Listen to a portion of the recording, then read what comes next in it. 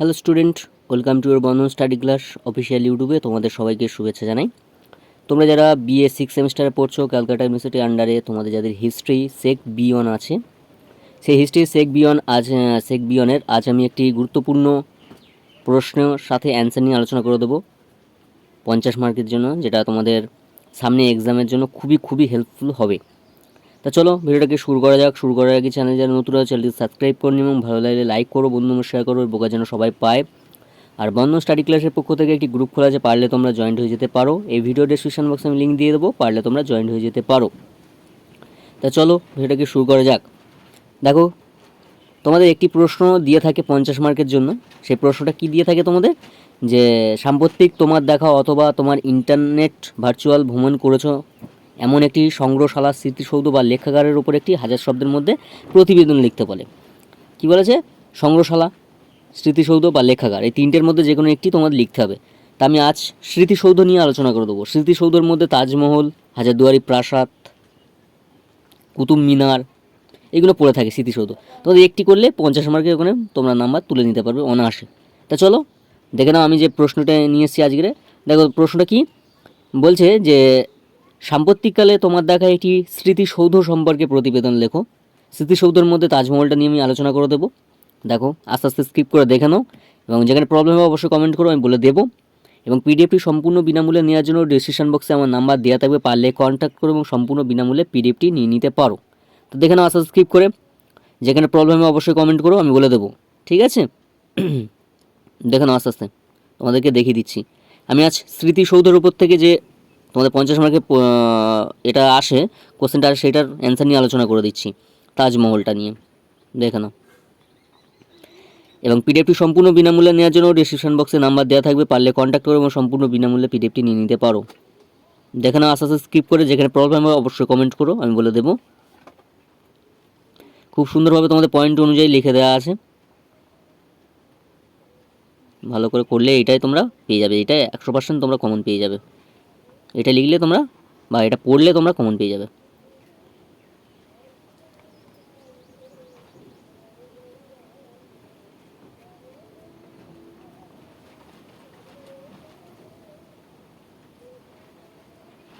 দেখে নাও আস্তে আস্তে স্কিপ করে, পয়েন্ট অনুযায়ী লিখবে, দেখবে কত সুন্দর নাম্বার ক্যারি করতে পারবে তোমরা, দেখবে।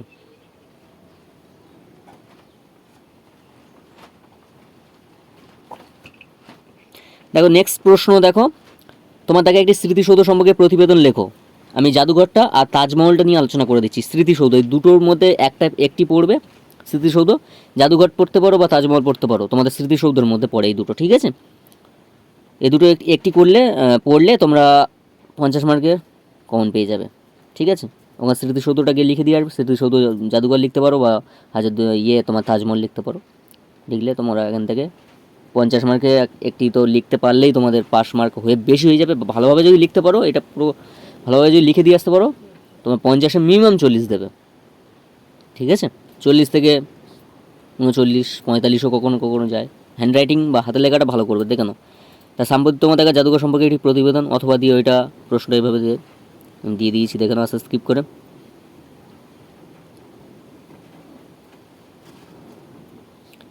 এই দুটো করতে পারলে, দুটোর মধ্যে একটি করতে পারলে তোমরা 50 মার্কে একটি কমন পেয়ে যাবে স্মৃতিসৌধের মধ্যে। ঠিক আছে,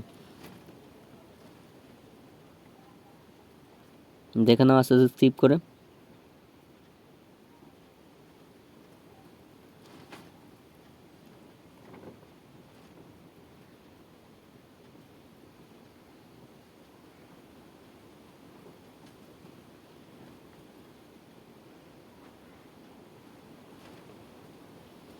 এবং পরীক্ষা কেমন হয়েছে অবশ্যই জানিও, কতটুকু তোমরা এখান থেকে কমন পেয়েছো সেটুকুনিও জানিও কমেন্ট বক্সে এসে। দেখে নাও খুব সুন্দরভাবে তোমাদের পয়েন্ট অনুযায়ী কিন্তু করে দেয়া আছে। ঠিক আছে, পয়েন্ট করে করে লিখবে, দেখবে খুব সুন্দরভাবে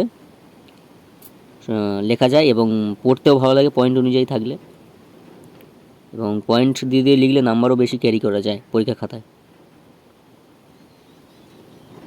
দেখে নাও আস্তে আস্তে।